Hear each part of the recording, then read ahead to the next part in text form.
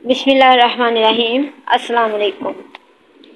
مکہ میں نہ جانے کتنے انقلاب آئے اور گزر گئے، نہ جانے کتنی نسلیں آئیں اور مٹ گئیں، اور نہ جانے کتنی قومیں حکمران ہوئیں اور بے دخل ہو گئیں، یہاں تک کہ باغ دوڑ کسی کے ہاتھ میں آئی۔ یہ کلاب کے بیٹے تھے اور اسماعیلی خاندان سے تھے۔ قریشی رشتہ داروں اور عزیزوں نے بھی ساتھ دیا اور ہر طرح سے ان سے تعاون کیا۔ مکہ میں اب تک خیمے ہی خیمے تھے، عمارتوں کا نام و نشان نہ تھا۔ کسی میں یہ ہمت نہ تھی کہ سرزمین کعبہ میں کوئی گھر تعمیر کرے یا کوئی اور عمارت بنوائے جو بیت اللہ سے اونچی ہو۔ کسی پہلے شخص ہیں جنہوں نے یہ ہمت کی۔ انہوں نے ایک عمارت بنوائی اور اس کا نام دار الندوہ رکھا۔ وہاں وہ اشراف مکہ کو جمع کر کے شہری مسائل پر غور کرتے اور اہم معاملات میں ان سے مشورہ لیتے۔ وہیں پر مقدمات کے فیصلے بھی ہوتے اور شادی بیاہ کے مسائل بھی طے ہوتے۔ پھر کسی نے قریش کو بھی عمارتیں بنانے کا حکم دیا، چنانچہ انہوں نے کعبے کے آس پاس اپنے گھر تعمیر کیے، البتہ بیچ میں کافی جگہ چھوڑ دی کہ حاجی آئیں تو طواف وغیرہ میں کوئی زحمت نہ ہو۔ کسی نے اپنے دور میں بڑے بڑے کام کیے جو ایک زمانہ تک یادگار رہے۔ مشعر حرام انہی کی ایجاد ہے جس پر حج کے دنوں میں چراغ جلتے تھے۔ انہی نے تمام قریش کو جمع کیا اور تقریر کی، بھائیو، کعبہ کی زیارت کے لیے حاجی نہ جانے کہاں کہاں سے آتے ہیں، سینکڑوں ہزاروں میل کا فاصلہ طے کر کے آتے ہیں۔ بھائیو، ان کی میزبانی کرنا تمہارا فرض ہے۔ پھر اس سلسلے میں انہوں نے 2 عہدے قائم کیے۔ نمبر 1، سقایا۔ اس کا کام یہ تھا کہ حاجی آئیں تو ان کے لیے میٹھے پانی کا انتظام کرے۔ چاہے زمزم پڑ چکا تھا، اس لیے پانی کمیاب بھی تھا، بہت دور دور سے لانا پڑتا تھا۔ نبیذ وغیرہ کا بھی انتظام اس کے سپرد تھا جو عربوں کی خاص چیز تھی۔ رفادہ قریش نے ایک سالانہ رقم مقرر کی جس سے مینا اور مکہ میں حاجیوں کی ضیافت کی جاتی، اسی کے ذمہ اس کا انتظام تھا۔ کعبے سے متعلق بھی ایک عہدہ قائم کیا اور اس کا نام حجابہ رکھا۔ جو اس عہدے کا ذمہ دار ہوتا وہی کعبے کا کلید بردار ہوتا۔ کعبے سے متعلق سارے کام اسی کے سپرد ہوتے۔ کوئی کعبے کے اندر جانا چاہتا تو پہلے اس سے اجازت لیتا، اس کی اجازت کے بغیر اندر جانا منع تھا۔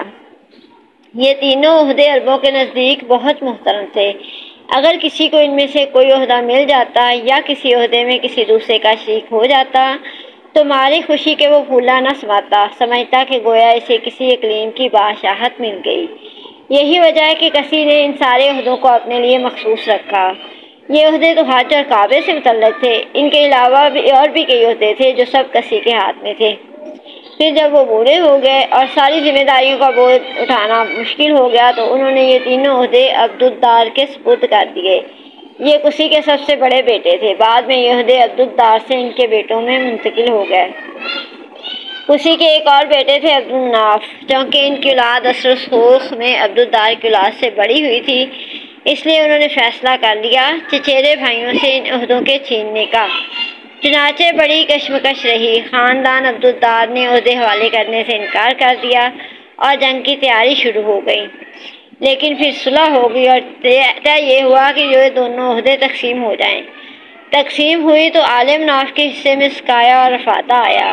عبد مناف کے ایک بیٹے کا نام ہاشم تھا۔ یہ بھائیوں میں سب سے بڑے تھے، قوم میں حد دل عزیز تھے، مال و دولت سے بھی بہرہ مند تھے، اس لیے یہ دونوں عہدے انہی کو ملے۔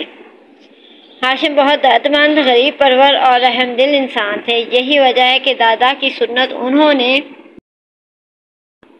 بھی جاری رکھی، چنانچہ حاجیوں کے لیے کھانے کا انتظام کرتے، نہ صرف حاجیوں کے لیے انتظام کرتے بلکہ مکے کے غریبوں کا بھی بہت خیال رکھتے۔ انہوں نے اہل مکہ کی مالی حالت بہتر بنانے کی بھی تدبیریں سوچیں۔ اس کا بندوبست کیا کہ سال میں 2 بار تاجروں کے قافلے بیرون ملک جائیں اور وہاں تجارت کریں۔ چنانچہ ہر سال ایک قافلہ گرمیوں میں جاتا اور ایک سردیوں میں، گرمیوں میں شام کی طرف اور سردیوں میں یمن کی طرف۔ انہی نے رومی بادشاہ سے اجازت حاصل کی کہ قریش اس کے ملک میں سامان تجارت لے کر جائیں تو ان سے کوئی ٹیکس نہ لیا جائے۔ حبش کے بادشاہ نجاشی سے بھی اسی قسم کا فرمان حاصل کیا۔ عرب میں راستے غیر محفوظ تھے، ہر آن لٹ جانے کا خطرہ رہتا۔ ہاشم نے اس کے پیش نظر دورہ کیا اور مختلف قبیلوں میں جا جا کر ان سے معاہدہ کیا کہ قریش کا کوئی قافلہ گزرے تو اس کو وہ نقصان نہ پہنچائیں۔ اس احسان کے بدلے میں قریشی قافلے ان قبیلوں میں خود جائیں گے، ان کی ضرورت کی چیزیں لے جائیں گے اور ان سے خرید و فروخت کریں گے۔ یہی وجہ ہے کہ عرب میں گرچہ غارت گری کا بازار گرم تھا، مگر قریش کا قافلہ ہمیشہ محفوظ رہا۔ اس طرح انہوں نے مختلف قبیلوں اور ملکوں سے سیاسی اور تجارتی معاہدے کیے۔ اس سے قریش بالکل مامون ہو گئے اور تجارتی میدان میں وہ خوب آگے بڑھے۔ ایک بار کا واقعہ ہے کہ مکہ میں زبردست قحط پڑا۔ ہاشم نے اس موقع پر شوربے میں روٹیاں چوڑا کی اور لوگوں کو کھلایا۔ اس وقت سے ان کا نام ہاشم پڑ گیا۔ ہاشم کے معنی ہے چوڑا کرنا اور ہاشم کے معنی ہوئے چوڑا کرنے والا۔ ایک سال ہاشم تجارت کے لیے شام گئے، ساتھ میں تاجروں کا پورا قافلہ تھا۔ پھر واپس ہوئے تو یثرب مدینہ سے گزر ہوا۔ قافلے میں کچھ تاجر یثرب کے تھے جن کو وہاں کی ایک عورت نے اپنا مال تجارت دے کے بھیجا تھا۔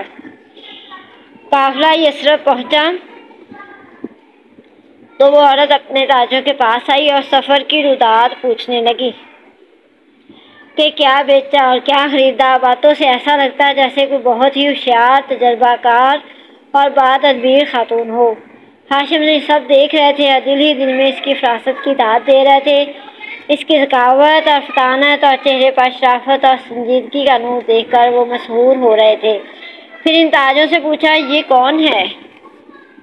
جواب ملا، نام اس کا سلمہ ہے اور باپ کا نام عمرو ہے۔ خزرج کا ایک خاندان ہے، بنی نجار، یہ اسی خاندان سے ہے۔ انہوں نے پوچھا، کیا یہ شادی شدہ ہے؟ جواب ملا، نہیں، البتہ یہ اپنے یہاں کی بہت معزز خاتون ہے، اس لیے چاہتی ہے کہ کوئی ایسا شوہر مل جائے جو اس کو بالکل آزاد رکھے۔ اپنی آزادی کو مجروح کرنا اسے گوارا نہیں۔ ہاشم نے کہا، پوچھو، کیا وہ مجھے پسند کرے گی؟ پوچھا گیا تو وہ فوراً تیار ہو گئی اور وہ اسے لے کر مکہ چلے آئے۔ وہاں ایک زمانہ تک دونوں ساتھ رہتے رہے۔ پھر وہ یثرب لوٹ آئی۔ وہاں اس کے ہاں ایک لڑکا ہوا جس کا نام اس نے شیبہ رکھا۔ اس کے بعد کئی سال گزر گئے۔